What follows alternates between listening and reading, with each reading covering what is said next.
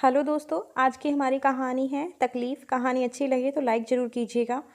नाश्ते की टेबल पर कविता सबको नाश्ता परोस रही थी और उसके चेहरे पर थकान साफ नज़र आ रही थी कि तभी रवि कहता है, कविता नाश्ता करके तुम 1-2 घंटे सो लेना, गुड़िया तब तक अपने दादा दादी के पास खेल लेगी।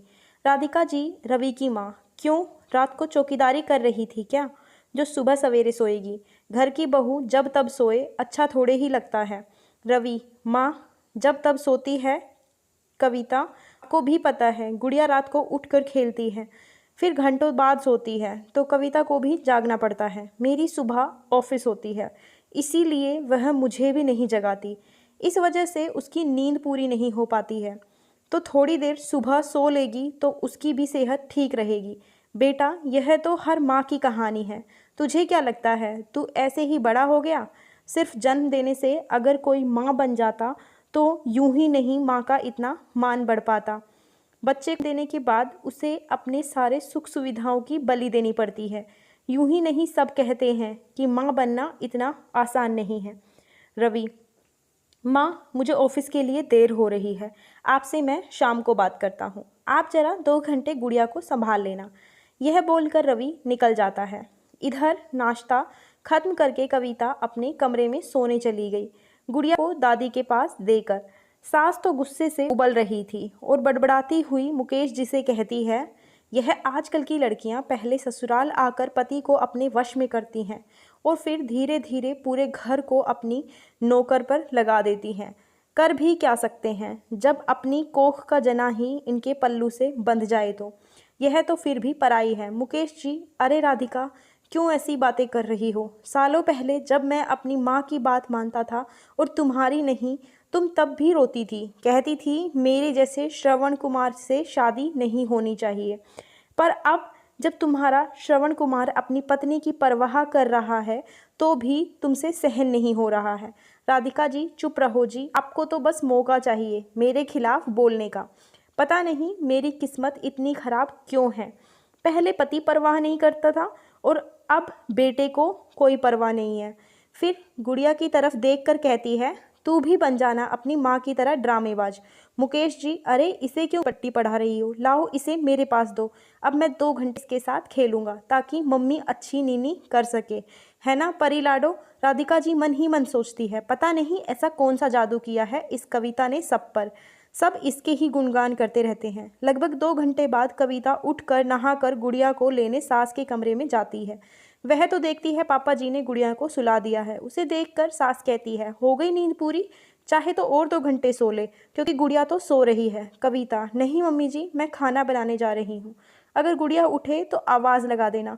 मुकेश जी, हाँ बहू तू जा, मैं बुला लूँगा तुझे। दोपहर को सभी खा पीकर सो जाते हैं तो गुड़िया खेल रही होती है। कविता भी गुड़िया के साथ खेल रही होती है।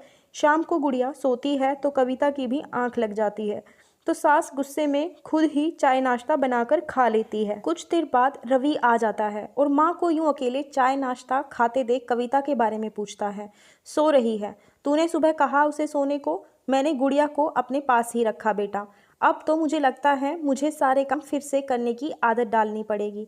पता नहीं अब खाना भी खुद बनाकर ही खाना पड़े। रवि कमरे में जाकर देखता है कविता और गुड़िया सो रहे हैं। उसने कविता को धीरे से जगाया और बाहर आने का इशारा किया। यह क्या कविता, मानता हूँ तुम्हारी नींद भी नहीं होती, पर इसका मतलब यह तो नहीं कि तुम जब तब सो जाओ और माँ को सारे काम करने पड़े। आखिर उनकी भी तो उम्र हो गई है, उन्हें भी तो आराम की ज़रूरत है। मुझे माफ़ कर दीजिए। पूरी दोपहर खेलने के बाद गुड़िया शाम को सोई और उसे सुलाते सुलाते कब मेरी आंख लग गई कुछ पता ही नहीं चला। सास, हाँ पता भी कैसे चलेगा? तुझे तो यह पता है कि जो कि सास तो है कर ही लेगी सब कुछ। अरे तेरी सास तो कितनी भली है जो तेरी तकलीफ़ समझती है, मगर मेरी सास होती ना तो तुझे पता चलता। मुकेश जी, हाँ बहू, इनकी सास होती ना तब तो तुम कब की अलग हो गई होती जैसे यह हुई थी, क्योंकि सास की बातें सुने इतनी हिम्मत नहीं थी इनमें। तू तो फिर भी सुन लेती है। राधिका जी, क्या बोल रहे हैं आप? मुकेश जी, राधिका जो जैसा होता है वह पूरी दुनिया को वैसे ही देखता है। मेरी माँ तो तुमसे डरती थी। अरे एक कप चाय के लिए भी तुम उन्हें कितना सुनाती थी, और आज अपनी बहू पर अत्याचार कर रही हो। मत भूलो तुम्हें भी बूढ़ी होना है। आज तो शरीर साथ दे रहा है, कल ना भी दे। तब एक कप चाय के लिए कहीं तरसना ना पड़े, क्योंकि हमारा व्यवहार हमारे सामने वाले को अच्छा या बुरा बनाता है। किस जमाने में जी रही हो तुम, पता नहीं। वह जमाना गया जब सास के अत्याचार बहुएं सिर झुका कर सहती थी। अब तो अगर बहू ने पलट कर अपने पर आए तो अत्याचार का जवाब दे दिया तो पूरा बुढ़ापा ही नर्क बन जाएगा। अरे बहू को अपना मानोगी तो वह तुम्हें दिल से अपनाएगी।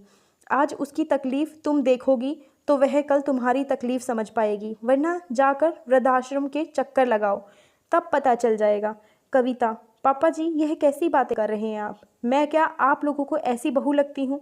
बहू तुम ऐसी नहीं हो, पर वृद्धाश्रम में आने वाले हर बुजुर्ग सिर्फ बेटे या बहू की वजह से ही नहीं होते, कुछ अपनी वजह से भी होते हैं।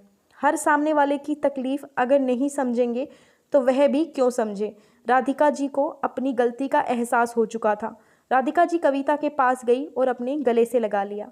धन्यवाद दोस्तों। कहानी अच्छी लगी हो तो लाइक कर दीजिए, ज़्यादा से ज़्यादा शेयर कीजिए, चैनल को सब्सक्राइब कर लीजिए। ऐसी ही और कहानियों के लिए अपनी राय कमेंट सेक्शन में ज़रूर बताएं।